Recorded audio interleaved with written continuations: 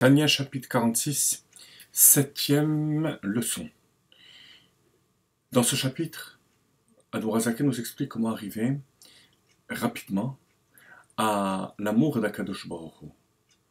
Tout simplement par reconnaissance et par relation réflexive de l'amour qu'Akadosh Baruch Hu nous a montré en nous faisant sortir d'Égypte et en nous donnant la Torah, qui nous permet de nous unir totalement à l'essence d'Akadosh Baruch Hu. Asher kideshanu bemitzvotav, c'est-à-dire qu'il nous a unis, qui nous a permis de nous fusionner avec Kodesh HaElyon, c'est-à-dire l'essence d'Akadosh Baruch Hu. Donc il nous a tout donné. Un être humain normalement constitué, lorsqu'il se rend compte qu'on lui a tout donné, automatiquement, un sentiment d'amour se réveille. Dans cette septième partie, Admorazaken va nous expliquer comment répondre à une gêne qu'on pourrait avoir par rapport à cette notion d'union totale à l'essence d'Akadosh Baruch Hu. C'est tout simplement qu'on ne la ressent pas. Alors, si on ne la ressent pas, peut-être que l'union n'est pas totale. Ou l'union, la fusion dont on parle, ne se rapporte pas à l'essence de Dieu lui-même. La réponse sera que oui, la fusion provoquée par la mitzvah Asher kideshanu est totale, elle se rapporte à l'essence de Dieu. Le fait qu'on ne ressente pas cette union ne change pas le fait de cette union. Alors on y va, à la page 246 dans les éditions bilingues, à 2, 3, 4, 5, 6, 7 lignes avant la fin de la page. Rak she'en nafsho margeshet. Son âme, ou plutôt l'âme qui est habillée dans le corps, ne ressent pas. Attention, rappelez-vous qu'Asher kideshanu, c'est qu'il a sanctifié, il a permis d'unir le corps, l'âme animale, le reflet de l'âme qui est dans le corps, tout ça à Dieu lui-même.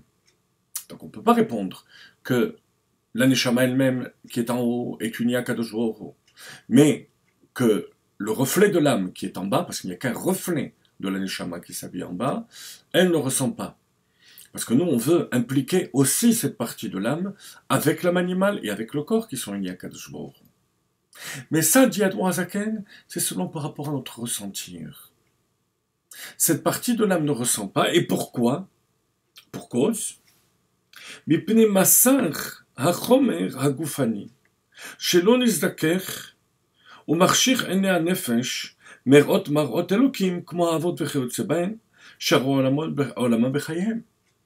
C'est à cause du rideau de matière que constitue le corps qui n'a pas été raffiné suffisamment pour permettre aux yeux de l'âme, on parle une fois de plus de quelle partie de l'âme, celle qui est habillée dans le corps, de voir et de ressentir Akadosh Baruch Hu, comme les patriarches et les tzadikim, qui eux ont passé leur vie à raffiner leur corps, leur âme animale, de manière à ce qu'il y ait une transparence totale.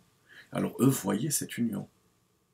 Au moment de l'accomplissement des mitzvot qu'ils ont eu, il n'y en avait pas beaucoup, il n'y avait pas encore Matan Torah, ils voyaient et ils ressentaient cette fusion totale avec Akadosh Baruch Hu. Alors, le fait qu'on ne le ressent pas à cause d'un élément extérieur, qui est notre corps, ne change rien à cette fusion. Et ça, dit Admorazaken, Asaph, qui était un des chantres à l'époque de David au Mishkan, donc vous savez que le service des Kohanim, c'était les Korbanot, les Lévi'im, eux, c'était de chanter essentiellement. Et Asaph était un de ces chantres, des maîtres, des chefs de ces chants qui étaient récités au Beth Amikdash. Mizmor le Asaph. Ici, on va parler du psaume 73. Il y en a quelques-uns qui se rapportent à Asaph, ceux qui suivent. Nos maîtres disent que donc, les 10 qui suivent sont de Asaph. Et Asaph, ce n'était pas un navi, ce n'était pas un prophète, bien qu'il y ait une discussion à ce niveau-là. Admorazaken, dans tous les cas, tranche que c'était Beruach HaKodesh.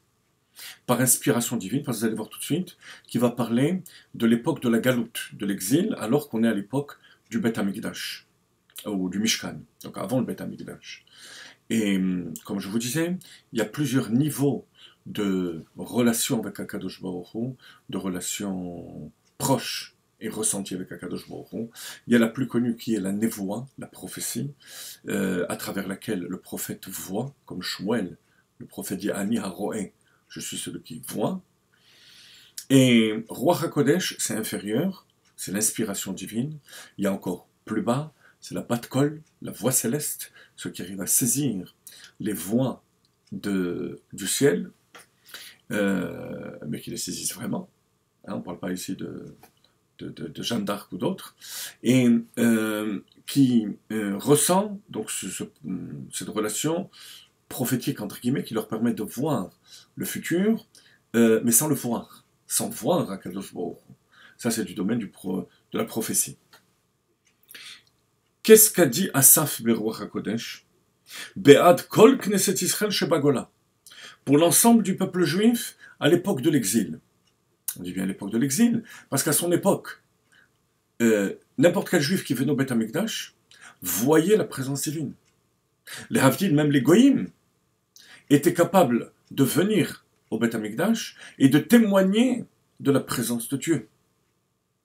Mais ça, c'était au moment, à l'époque, du dévoilement d'Akadosh Baruch Hu. Le monde matériel était plus raffiné, le corps était plus raffiné, notamment au moyen des corbanotes, des sacrifices, qui raffinaient le corps. Mais ça, c'est un autre sujet. Alors, lui, il disait quelque chose qui était impensable à son époque, qu'il va y avoir des générations, lors de l'exil, qui ne verront plus, qui ne ressentiront plus, qui auront la foi, qui sauront intellectuellement, mais qui n'auront pas le da'at, c'est-à-dire ce pouvoir de ressentir les choses. Comme les versets disent, en 3 sections, hein, remarquez bien les 3 sections, Va'ani ba'ar velo eda. Je suis un sot, quelqu'un de stupide, qui n'a pas le da'at. Ça sera après l'époque du Beth Amikdash, lors de la galoute. Les Juifs seront au niveau du sot qui n'a pas de da'at, qui n'est pas capable de ressentir les choses. C'est bien notre état à nous. Deuxième section, Behemot haïti imach. J'étais des animaux avec toi. Des animaux au pluriel, ça on expliquera à la fin du chapitre. Admorazaken expliquera à la fin du chapitre. J'étais des animaux avec toi, le Balatani explique, ça veut dire que même au moment où je suis avec toi, c'est-à-dire par la mitzvot, là aussi je ne ressens pas cette union, cette fusion totale avec toi. C'est bien ce qu'on a décrit. À savoir que bien qu'il y ait une fusion totale, on ne le ressent pas. Mais ça ne doit retirer en rien la reconnaissance qu'on a envers Akadosh Baruch Hu. Parce que c'est un problème qui nous concerne à nous, de ne pas nous être assez raffinés. Mais l'union, la proximité qu'Akadosh Baruch Hu nous permet est totale quand même. Troisième section, Va'ani tamid imach. Et je suis perpétuellement avec toi. C'est la réponse à la question qu'on a posée. On pourrait croire, nous, qu'étant donné qu'on ne ressent pas, alors il y a l'union qui n'est pas totale, la fusion qui n'est pas totale. Asaf nous dit Beruach HaKodesh que non, que ce qui va manquer, c'est le ressentir, mais la proximité est totale. Et bien ça nous suffit déjà pour réveiller de nouveau cet amour d'Akadosh Baruch Hu et cette reconnaissance absolue. Notamment lorsqu'on se prépare à la paracha Yitro, qui est la paracha des 10 commandements, pendant lesquels Akadosh Baruch Hu nous a donné la première fois cette proximité absolue avec lui. L'explication, la réponse à notre question, à savoir que si on ne ressent pas, peut-être que la fusion n'est pas totale, on nous a dit que non, elle est totale, mais l'explication Chochma Binadat, on la verra la prochaine fois. Be'ezrat Hashem.